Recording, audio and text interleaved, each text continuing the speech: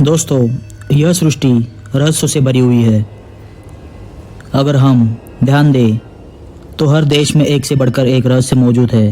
ज़्यादातर मामलों में लोग अपने साथ घटी रहस्यमय घटनाओं के बारे में बताते हैं और बाकी लोग उसे कल्पना मानकर छोड़ देते हैं। लेकिन कई रहस्य ऐसे भी होते हैं जिनकी गवाही हजारों लोग देते हैं। ऐसी घटनाओं को कल्पना मानकर छोड़ देना बेहद मुश्किल होता है। दोस्तों, आपने ऐसे बंगलों और रेलवे स्टेशन के बारे में सुना होगा जो हॉन्टेड माने जाते हैं, लेकिन आज मैं आप सबको एक ऐसी रहस्यमय कहानी सुनाने जा रहा हूँ जहाँ एक पूरी की पूरी ट्रेन हॉन्टेड साबित हुई। आज हम जानेंगे एक ऐसी रहस्यमय ट्रेन के बारे में जो अपने मंजिल तक पहुँचने से पहले ही हमेशा के लिए गायब हो गई।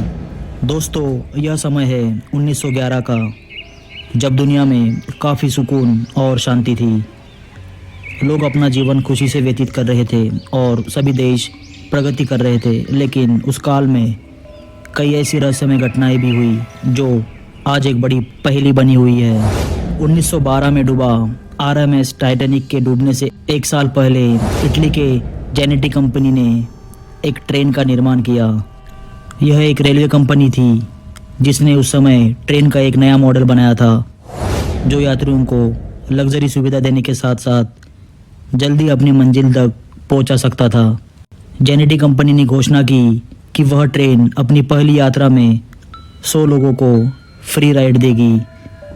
ट्रेन में खाने पीने का सामान और सभी सुविधाएं मौजूद थी। गर्मियों के दिन थे। यह ट्रेन 100 पैसेंजर्स और 6 रेलवे स्टाफ मेंबर को लेकर रोम शहर से यात्रा पर निकली।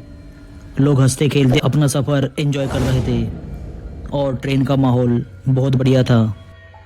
ट्रेन को लोम्बार्ड टनल से भी गुजरना था, जिसके लिए लोग काफ़ी उत्साहित थे क्योंकि वह टनल उस समय में बनाया गया सबसे बड़ा टनल था जिसकी लंबाई लगभग आधा मील थी। लोग बाहर से भी इस ट्रेन को गुजरते हुए देख रहे थे। लेकिन जैसे ही ट्रेन लोम्बार्डी माउंटेन के पास पहुंची, कुछ अजीब सा घटने लगा। इससे पहले कि ट्रेन टनल में जाती, ट्रेन में से 2 पैसेंजर बाहर कूद गए और ट्रेन उन्हें छोड़कर ही टनल में चली गई। इसके बाद जो हुआ वह इटली का सबसे बड़ा रहस्य बनकर रह गया। ट्रेन टनल के एक तरफ से दाखिल हुई, लेकिन दूसरी तरफ से बाहर नहीं निकली। बाहर खड़े लोग और रेलवे स्टाफ हैरान हुए क्योंकि ट्रेन बाहर निकली ही नहीं थी। जब ट्रेन के लिए सहायता पहुंचाई गई तब लोगों की हैरानी और भी बढ़ गई क्योंकि टनल के अंदर कोई ट्रेन थी ही नहीं। इसके बाद इस ट्रेन की बहुत खोज हुई, लेकिन इस ट्रेन का कोई भी नामो निशान नहीं मिल पाया। ट्रेन के जांच के लिए एक कमेटी बनाई गई। जिसने ट्रेन को देखा था उनसे पूछताछ की गई और रेलवे के सिग्नल मैन से भी पूछताछ हुई। कुल मिलाकर नतीजा यही निकला कि लोम्बार्ड टनल तक इस ट्रेन को जाते हुए सब ने देखा, लेकिन उसके बाद इस ट्रेन को किसी ने भी नहीं देखा था। मीडिया में खबरें छापी गई और ट्रेन के सभी ट्रैक्स पर तलाशी की गई। इस हादसे के कुछ दिन बाद 2 लोग सामने आए जो मैक्सिको के रहने वाले थे। उन दोनों का दावा था कि वह भी उस पैसेंजर्स में शामिल थे। ट्रेन से जो 2 लोग कूद गए थे यह वही थे। उन्होंने बताया कि ट्रेन टनल में दाखिल होने से पहले उन्हें ज़ोरदार आवाज़ सुनाई दी और चारों तरफ सफ़ेद सा धुआं छा गया था। उन दोनों को कुछ गड़बड़ लगी और वह दोनों ट्रेन से कूद गए थे, लेकिन उन दोनों की मानसिक स्थिति काफ़ी बिगड़ चुकी थी। पहले तो लोगों को उनके बात पर यकीन नहीं हो रहा था, लेकिन जब रिकॉर्ड चेक किए गए तो पता लगा कि वे भी इस ट्रेन के यात्री थे। फिर उस टनल की अच्छी तरह जांच हुई, लेकिन कोई फ़ायदा नहीं हुआ। मैक्सिको से एक डॉक्टर सामने आई जिसने दावा किया कि इस एक्सीडेंट के कुछ दिन बाद उनके क्लिनिक में 104 लोग आए थे जिनकी मानसिक स्थिति खराब थी। सबके सब अजीब बर्ताव कर रहे थे और अपने अस्तित्व के बारे में ठीक से बता नहीं पा रहे थे। उन लोगों ने किसी ट्रेन का जिक्र किया था, लेकिन उनकी मानसिक स्थिति को देखकर उन्हें सीरियस नहीं लिया गया। कुछ दिन बाद यह 104 लोग फिर से गायब हो गए और इनका कोई सुराग कभी नहीं मिला। रहस्य उलझता ही जा रहा था और फिर अचानक जेनेटी कंपनी के इसी मॉडल को अलग अलग शहरों में देखने के दावे किए गए। कभी रोम में, कभी मैक्सिको में, कभी रशिया में, तो कभी जर्मनी में।